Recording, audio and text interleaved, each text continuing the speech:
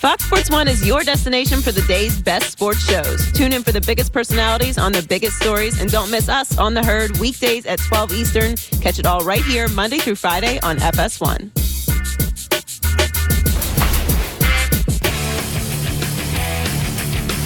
All right, welcome back. Away luggage. Joy's got away luggage. I have away luggage. Go to awaytravel.com/Colin, promo code COLIN. That stuff is really good. You don't have to check it in. You can put it on the overhead. Here's a guy who's had people carry his luggage his whole life, Jim Jackson. I moved a lot, too. No kidding. You have moved a lot. I needed that luggage right there. I'm telling you. Okay, so, I mean, I want you to think, as a former player, you can get more money in Toronto, but it is Canada. Yeah. Clippers got a bunch of young guys, but not another star. Or, hell, I can go to the Lakers. They're nights. I can just take the night off and watch LeBron and AD play. Where would you go? The challenge is, Kawhi has won in San Antonio. As probably, we didn't know what kind of player he was going to be. But he was surrounded by greatness with Tony Parker, Ginobili, of course, Duncan. Gets to Toronto, well, you're never going to win in Canada. You don't know what's going on. Do you really want to be here? And he's won, okay? Now it's this whole thing about, okay, where do you want to go next? And what Kawhi, the beauty about Kawhi is that he doesn't talk, so we don't have a clue on what's going on.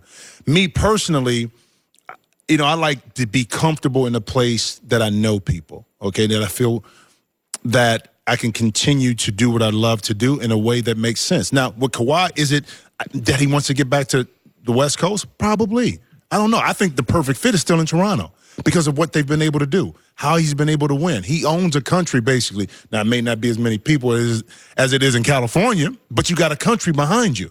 So from a legacy perspective, I don't know, but I always tried to get into the mindset of a player, but it's extremely tough because you don't know the thought process and kind of what drives and motivates them.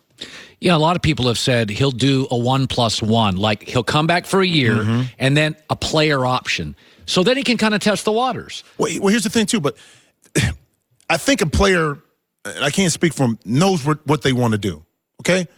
Now, probably with the Lakers, they wanted to dig a little bit deeper to understand the dynamics of the front office because that still was in question with Jeannie and everybody else. Yeah, Kawhi wanted to know about that. He wanted to know, so you got to give him that credit. But I still think he understands where he wants to be. The question is, if you're with the Clippers, you don't have that second guy. What does that mean? Now, the load management is an issue because you can't go to L.A. and do that in the West. You can't do it. Jimmy, you take 20 games off, you're not making the playoffs. Well, here's the thing. You have more leeway to do it with the Lakers than you do with the Clippers. Or the Raptors. You don't have it. So, but even with the Raptors, you have something built in where in the East, I think with the teams that kind of step back a little bit, you can navigate through that. Maybe you don't get home court, but you're in the playoffs and now you got a chance. With the Clippers, there's no way that you can take off 20 games. Absolutely, but I think you can with the Lakers. I was thinking about this. So Kawhi Leonard talks to Magic, and he asks him one question. We had two, but the first one was, did you try to get me in San Antonio? Yeah. Kawhi Leonard was overlooked by Pac-12 schools, and it bothered him. Then he goes to San Antonio, and he didn't choose Toronto. He was traded there. Yep. This is his first recruiting trip. This may be one of these that's as simple as who shows him the most love. Yeah, and it's my turn to make a decision, okay? Right. I remember when Houston waived me, and they tried to trade me to New Orleans, okay? And at that point, I was just like, you know what? I'm doing what I want to do. I don't care what it costs. I'm not going somewhere somebody's sending me. I want to make a choice of what's going to happen for the rest of my career. I actually took a hit from a penalty perspective pay-wise, but I ended up in Phoenix. And I was able to get to the playoffs and have a great run. But that was the moment I took control of my career. And I didn't worry about what else was going on. And to me, that gave me the freedom to finally take control, which I didn't have, since I got drafted. So Kawhi is in that situation, a great point. Well, now I got an opportunity where, okay, I didn't really choose to go to San Antonio, didn't choose to go to Toronto. I had really no choice to go to San Diego State because a lot of other schools didn't want me. Yeah, Pac-12 wouldn't offer. But offer. now I have an opportunity to say this is where I want to be for the remainder or the next 4 or 5 years of my career. Yeah, it is interesting about the East. The bottom of the East is so bad. He can take 22 games off, which, by the way, that's like the thing he likes to do, right? Toronto's still a playoff team. I'd argue without Kawhi, they're still a playoff team. In the East, yes. Lakers without Kawhi are probably still a playoff team.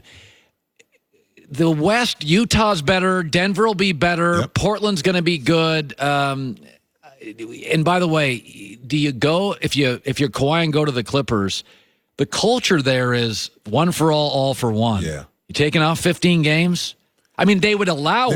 They would allow it. But it's more ramifications for that, too. And you have to keep in mind, those teams that you talked about were already good teams that improved. Denver, from the perspective, they got a year older. Thank you. And that was the big thing versus Portland was their youth and how to win. Portland knew that they needed to have some size inside, some other kind of defenders on the perimeter and guys that can knock down shots. So those in Utah, heck of a job of what they've done out there. Utah and Denver will absolutely be better next year. No question. So the margin for error in the room, like even with the Lakers, if you get those three together, again, once you get in the playoffs and you're healthy, you got to give them the edge, okay?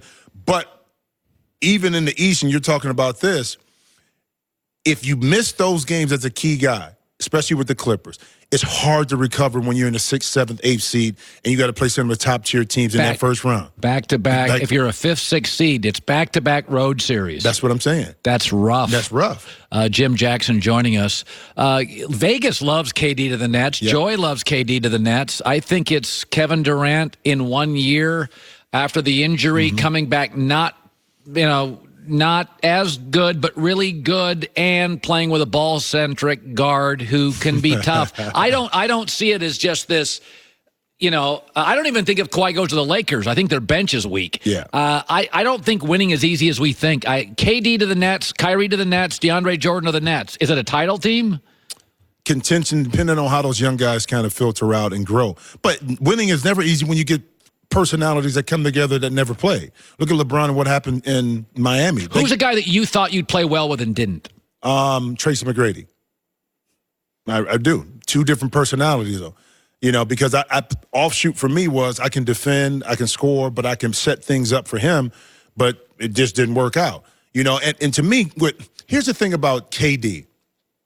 One, I think the injury itself with him, because he's not overly explosive in the way he plays, doesn't affect him as much as it would be as a player that was just lights out jumping out the gym. Because his game can be manufactured to pull up jump shots, catch and shoot, in transition, doing little things. So even if he's not the KD that we saw before the injury, that 80% is still better than 90% of the league. Right. So I think that'll be fine. The question is it a good move for KD? And I always say this, Colin, personally, what do you want? Does that make you happy? If that makes you happy, then it's a good move for you. Now, you got to deal with the ramifications of whatever happens, okay? He went to Golden State. There's been questions about his legacy, and did you really deserve to win it? Because that's something he has to deal with. But it gave him something. 2 Finals MVPs and 2 championships. Cemented his legacy. So what do you... what matters to you? Always quit. Like, Colin, for you were at your other employer. Yeah. Great tenure there. Yeah. You had an opportunity to come in. I'm sure people were saying, "Now you crazy for going over there. Yeah. Why are you going? You got this made." But now it was something inside of you that said, "You know what? I need something different." I just wanted to work with Joy Taylor. Oh, that's eventually. what it was. I don't blame you. I got you. But you know what I'm saying? You know what I mean? I mean, we're all driven by different stuff. I will say this about KD: he's going to be a top 20 player. You can't take any of that stuff away from him. Jim Jackson, great having you. Hour 3's coming up in there.